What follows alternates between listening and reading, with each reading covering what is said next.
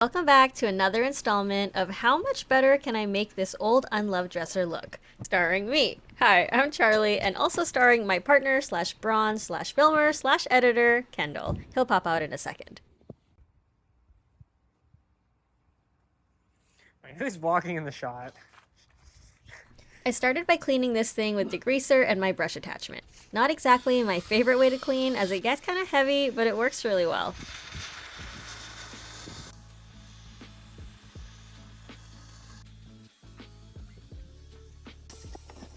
I'm using Simple Green, which can leave a residue, so I make sure to rinse off with some clean water.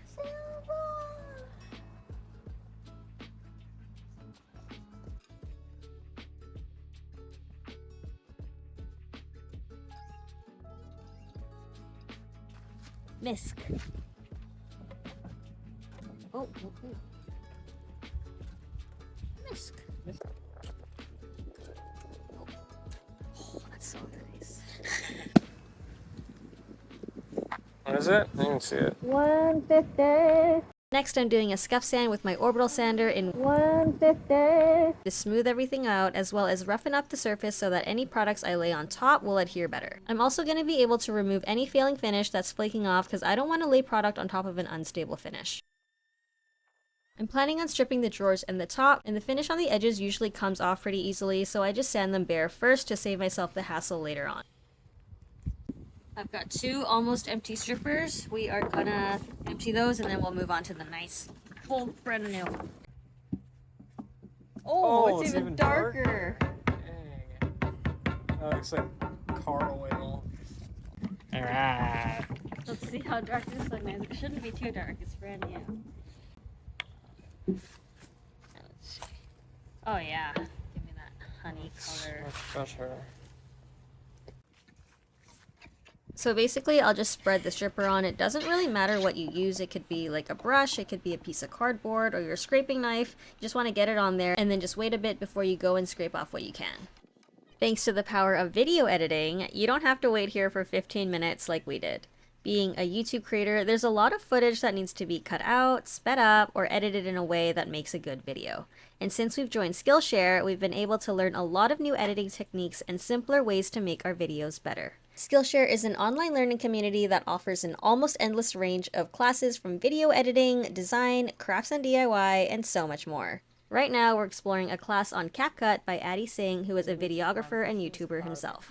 So Kendall does a lot of our editing on CapCut already, but we've been able to find so many shortcuts to make our editing way more efficient so we can get back to doing more furniture. You can even see how the classes are rated by community members, and there's a discussion tab where you can have a conversation with the video creators themselves. As you can see, there's a ton of different categories, so whatever you're into, I'm sure you can find something that's right for you. We're grateful to be able to make content about something we love and share it with all of you, so thank you to Skillshare for sponsoring this video, and the first 500 people to use my link in the description will receive a 1-month free trial of Skillshare. So get started today. Now back to the video. I probably let this dry too long, so that's why my stripper gunk looks so dry. I'm a big fan of chemical stripper because even though it's messy and honestly kind of gross, it's way faster than sanding.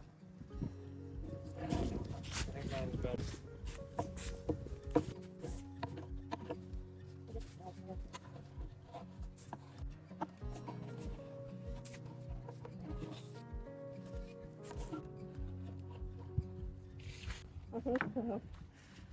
Let's get that can. Oh, it smells horrible.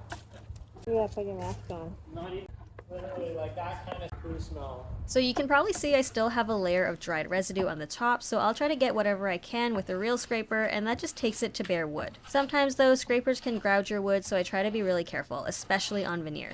Luckily, this piece is solid wood, maple to be exact, so I do have some more leeway. I'm going in with lacquer thinner and steel wool next to dissolve and scrub off the residue. So we just repeated the process on the drawers and we were finally ready to sand it off. The main purpose of doing all these steps before was to remove as much gunk as I can so that sanding becomes a lot easier and quicker.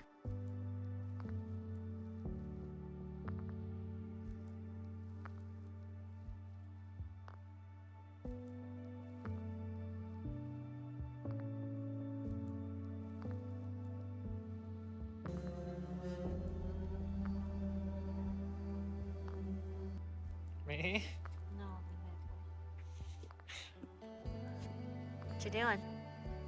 Scratch here.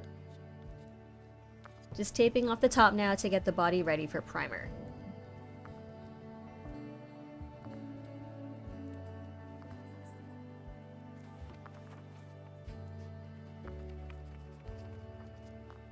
We must have taken a long time because now it's dark and we're packing up. See you tomorrow.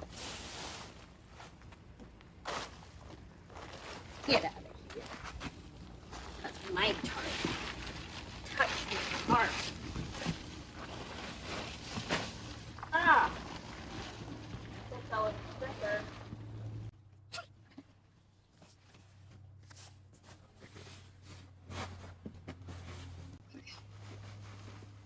You unfolded it.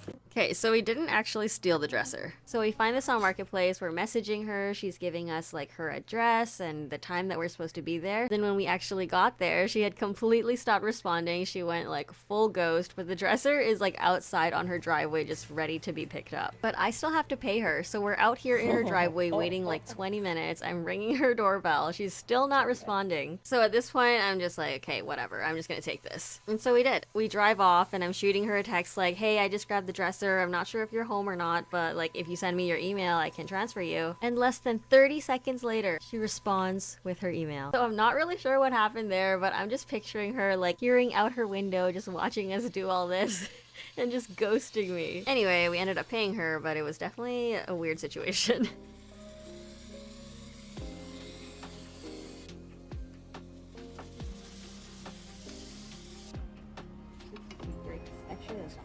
So I sanded down the primer lightly after it was dry, and next we're going in with Sico 360, which is also a cabinet paint. Same kind of deal, just a different brand and color.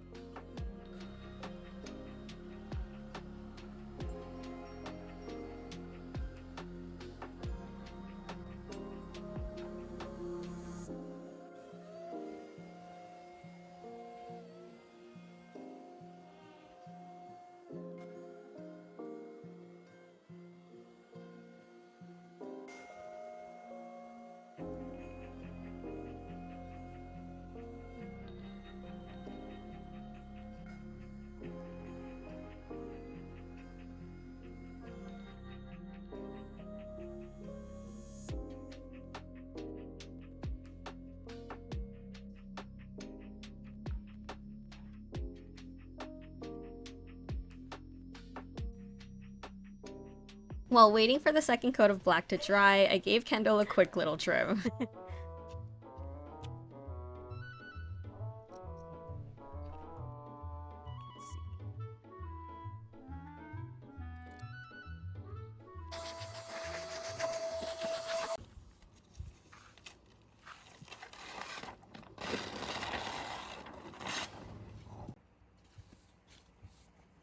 We weren't really sure what color to stain the wood, so we just went ahead and tried on a couple colors just to see. So I'm giving it a quick slip coat of water and trying a water-based walnut stain.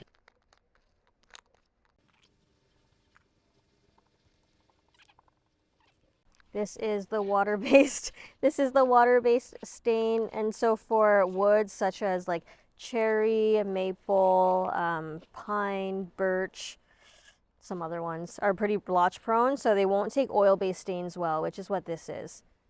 So this is already not as smooth as I would like, so if I were to go in with an oil-based stain, that would just ruin my project. Now I'm mixing up a DIY wood conditioner that I learned off of Wood Whisperer on YouTube before testing more stains. I've done this before and it makes staining blotchy woods so much better. It's basically equal parts glue, water-based poly, and water.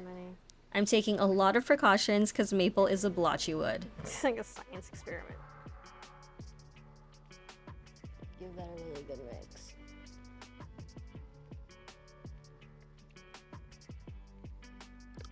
It's mixing better.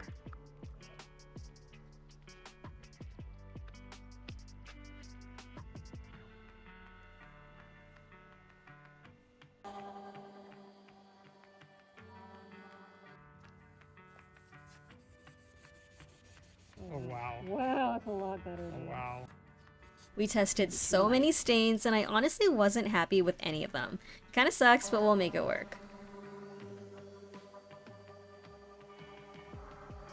We just did another round of sanding on these drawers to clean up the grain since we still had a bit of the old finish stuck in the little pores.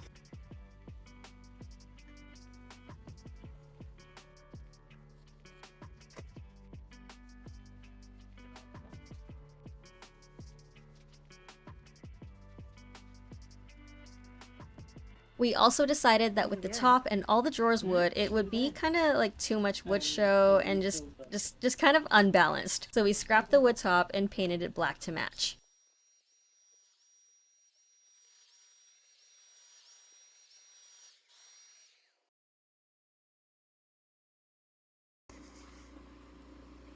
I'm not ready. Okay, we're staining now. Through all our test stains, we didn't find one that we liked, but we did find out that if we mix these two together, it looks not bad. And look at my marked juice. It gets separated after a little bit of time, so just make sure to mix it up a little bit. Okay. So in my journey to make this the least blotchy stain that I can make it, I've applied wood conditioner, sanded to a high grit, applied a slip coat, and now I'm using a stain that I've diluted even further.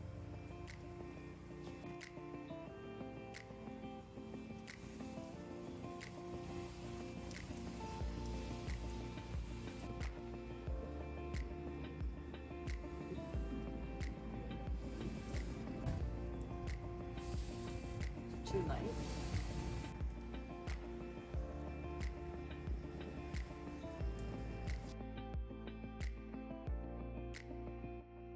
This is what it looks like dried, so all that stain prep paid off. How much should I make? How much should I end up with? We're gonna make our own. DIY polyurethane. Because making our own wood conditioner wasn't enough. Nope. Gotta make it even more complicated. So you can buy pre-mixed wipe-on poly, but then you can also make your own for a lot less. My ratio was 1:1, but you can adjust it based on your liking. I wanted it to be fast drying and smooth, and I did end up doing, I think, 4 coats of this.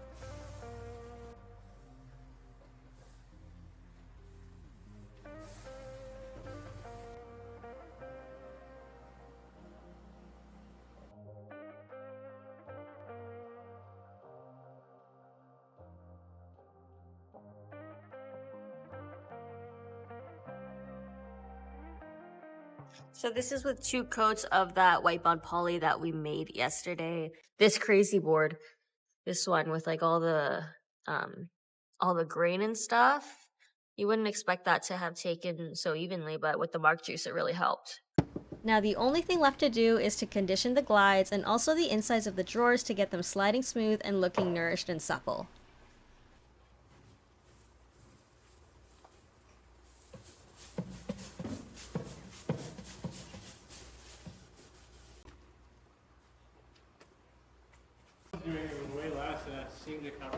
Alright, so we're at the end of our makeover, but before we do the big reveal, let's take it back to how it started. The top was pretty bad, but the rest of it was honestly kept in decent shape. But after a lot of stripping, some of it unneeded, and a lot of DIY cocktails, we were able to give this old unwanted dresser a fresh new update, and I personally think it looks really good.